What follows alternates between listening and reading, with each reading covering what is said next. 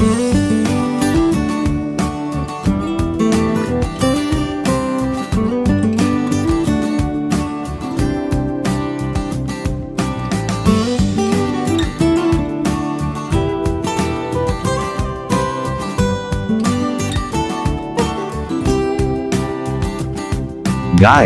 welcome sa aking YouTube channel. Share ko lang itong nabili ko sa Shopee. Isang maliit lang na tool pero nakakaligtas ng buhay ng tao. Importante to guys sa ating mga biyahe. Sa palagay ko, hindi ito alam ng ibang may sasakyan o kotse.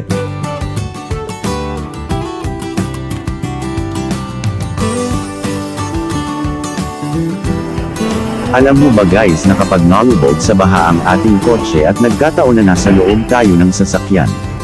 Alam mo ba na hindi natin kayang itulak palabas ang pinto ng sasakyan natin? Dahil mabigat ang tubig sa labas ng kotse. At dagdag pa doon ay napipigilan ng hangin ang pinto sa loob ng sasakyan.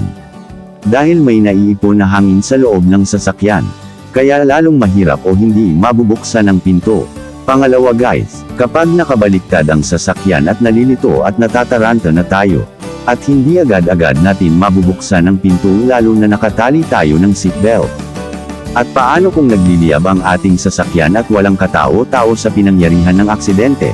Ito lang ang paraan na gumamit tayo ng window glass crusher, pwede rin ito gamitin pang putol ng seatbelt habang nakabitin tayo sa seatbelt. At ito'y halimbawa lang guys, wag lang mangyari ito sa atin. At huwag din kalimutan magdasal bago bumiyahe. Kaya guys malaking tulong ito sa atin itong Safety Hammer Window Glass Crusher. Dapat guys meron tayong ganitong tool. Hindi lang mga yabi o fire extinguisher ang ating dala sa sasakyan. Lagi tayong nakahanda.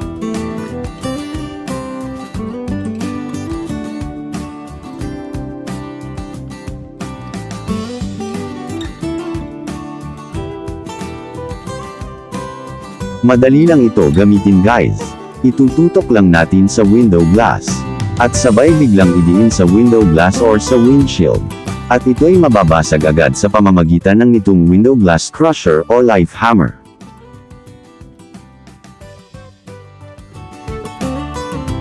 Ganito lang guys ang paggamit. At subukan natin basagin itong bilog na glass sa pamamagitan nitong window glass crusher.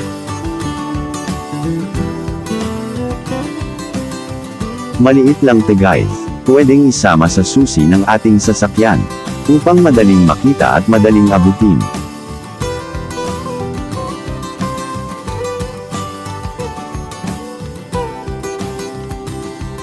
Tandaan mo guys, Life Hammer ang pangalan.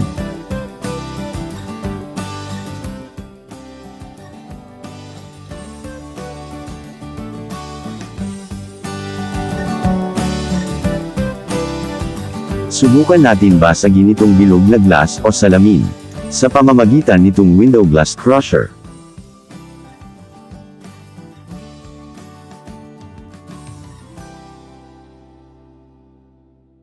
Ayan guys, pwede natin pagsamahin sa susi ng ating kotse.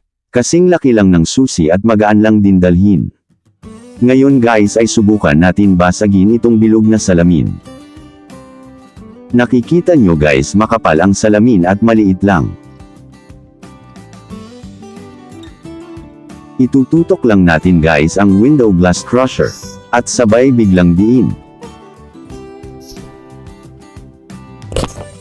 Ayan guys nakita natin nadurog ang salamin. Totoo pala te guys nakakabasag ng salamin.